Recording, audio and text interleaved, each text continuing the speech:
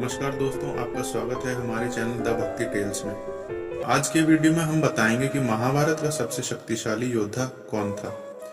मित्रों, वेद व्यास द्वारा रचित महाभारत में 18 पर्वों का वर्णन मिलता है। प्रत्येक पर्व में किसी न किसी योद्धा के बीच युद्ध का वर्णन किया गया है, परंतु संपूर्ण महाभारत में सबसे विनाशकारी युद्ध महाभारत का अंतिम निर्णायक युद्ध था, जो कि कुरुक्षेत्र की भूमि पर पांडवों और कौरवों के बीच हुआ था। इस युद्ध में लाखों की संख्या में योद्धाओं ने बलिदान दिया था। कहा जाता है उन योद्धाओं के रक्त के कारण ही कुरुक्षेत्र की भूमि का रंग लाल है।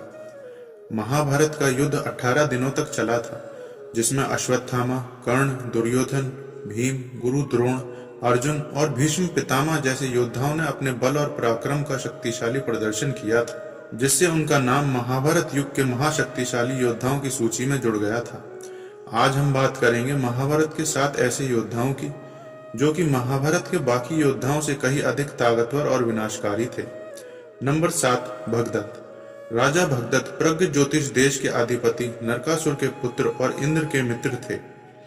लेकिन राजा भगदत्त युद्ध कौरवों की ओर से लड़े थे। हस्ती युद्ध में भगदत्त अत्यंत ही कुशल थे।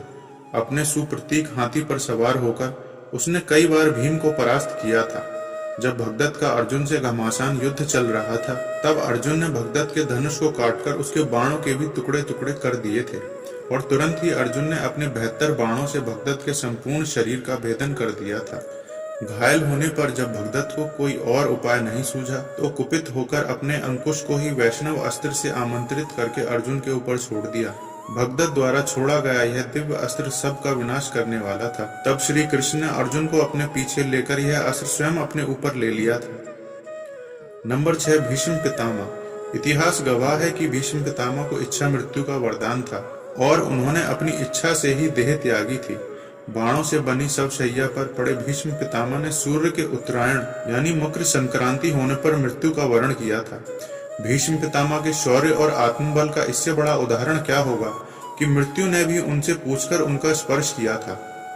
भीष्म पितामह के इच्छा मृत्यु के वरदान के कारण ही पांडवों को कौरवों के खिलाफ युद्ध के 10वें दिन तक हर मोर्चे पर मुश्किलों का सामना करना पड़ा था। भीष्म पितामह को रोकना पांडवों के लिए बहुत मुश्किल था।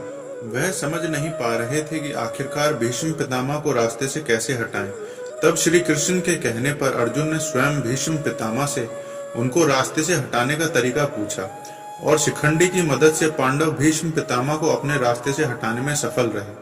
भीष्म पितामह ने स्वयं अर्जुन को बताया था कि अगर युद्ध में उनके सामने कोई स्त्री या नपुंसक व्यक्ति आता है तो वह उस पर शस्त्र नहीं उठाएंगे। इसके अगले ही दिन अर्जुन अपने रथ पर शिखंडी को लेकर आए।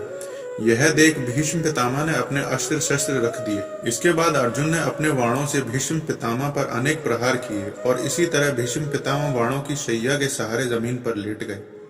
नंबर 5, घटोत्कच। घटोत्कच महाबली भीम और राक्षसी हिडिंबा के पुत्र थे। एक राक्षसी पुत्र होने के कारण घटोत्कच में वह सभी गुण थे जो एक राक्षस में होते थे।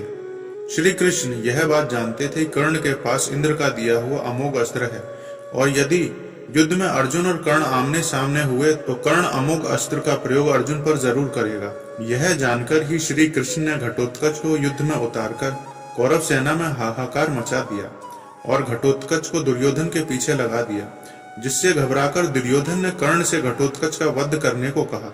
तब कर्ण को मजबूर होकर अमोघ अस्त्र का प्रयोग घटोत्कच पर करना पड़ा, जिसके चलते अर्जुन सुरक्षित हो गए। घटोत्कच के युद्ध में आते ही कौरव सेना में खलबली मच गई थी। यदि कर्ण घटोत्कच पर अमोघ अस्त्र का प्रयोग नहीं करते तो घटोत्कच अकेले ही कई कौरव सैनिकों को मृत्यु के घाट उतार देते। नंबर 4, अभिमन्यु। वीरता एक गुण है और साहस उसकी प्रतिक्रिया है। कहते हैं कि कोई भी व्यक्ति अपनी माँ की कोख से युद्ध कला सीखकर नहीं आता, उसे सब कुछ सिखाने वाला उसका गुरु ही होता है। लेकिन वीर अभिमन्यु के लिए यह बातें सही साबित नहीं होती। धार्मिक ग्रंथों के अनुसार जब वीर अभिमन्यु सुभद्रा जी के गर्भ में थे, तभी उन्होंने महाभारत काल की सबसे विध्वंसक व्यू रचना चक्रव्यूह को भेदना सीख लिया था। वीर अभिमन्यु मात्र एक 16 वर्ष का बालक था, जिसके युद्ध कौशल से कौरव पक्ष के कई महारथी भय खाने लगे थे, और एक बालक को हराने के लिए उन्हें सारे युद्ध के नियम भी तोड़ने पड़े थे, और निहत्थे अभिमन्यु को कई कौरवों ने मिलकर मारा था। नंबर 3, भीम। पांडु के 5 पुत्रों में से दूसरे पुत्र का नाम भीम था। जिन्हें भीमसेन भी कहते थे। कहते थे कि भीम में 1000 हाथियों का बल था और वह गदा युद्ध में माहिर थे। एक बार उन्होंने अपनी भुजाओं से ही नर्मदा का प्रवाह रोक दिया था। भीम को पवन पुत्र भी कहा जाता था। महाभारत युद्ध में 100 कौरवों का वध भीम ने अकेले कर दिया था। भीम ने अपने जीवन काल में कई शक्तिशाली योद्धाओं को अकेले ही मृत्यु के घाट उतारा था, जिनमें कीचक, दुर्योधन, दुशासन, जरासंध जैसे महाबली योद्धा भी शामिल थे। नंबर 2, सूर्यपुत्र कर्ण। कर्ण दुर्योधन का पक्का मित्र था। दुर्योधन ने उसे अंग देश का राजा घोषित किया था। कर्ण यह नहीं जानता था कि उसकी असली मां कौन है, परंतु उसे यह पता था कि वह सूर्यपुत्र है। कर्ण अत्यंत ही बलवान और वीर योद्धा थे। उन्होंने अर्जुन को छोड़ बाकी सभी योद्धाओं को युद्ध भूमि में परास्त किया था। कर्ण को लेकर कई लोग यह मानते हैं कि उनका वध अर्जुन ने छल से किया था। नंबर 1, अर्जुन। अर्जुन पांडव पक्ष के सबसे शक्तिशाली योद्धा थे। अर्जुन ही वह एकमात्र योद्धा थे जिसने महाभारत में कौरव पक्ष के सभी योद्धाओं को अकेले ही हराया था, जिनमें अंगराज कर्ण, अश्वत्थामा, विकर्ण, भीष्म पितामह और गुरु द्रोण जैसे महारथी भी शामिल थे। अंतिम महानिर्णायक युद्ध में भी अर्जुन ने अकेले ही कौरवों की 7 अक्षौणी सेना को मार गिराया था। कौरव पक्ष के अधिकतर योद्धा अर्जुन के हाथ पराजित हुए थे। तो मित्रों, यह था हमारा आज का वीडियो। अगर आपको हमारा वीडियो अच्छा लगा हो तो आपसे प्रार्थना है कि हमारे चैनल को सब्सक्राइब जरूर करें और आपके जो भी सुझाव हैं वह हमें कमेंट बॉक्स में जरूर लिखें। यह वीडियो देखने के लिए धन्यवाद।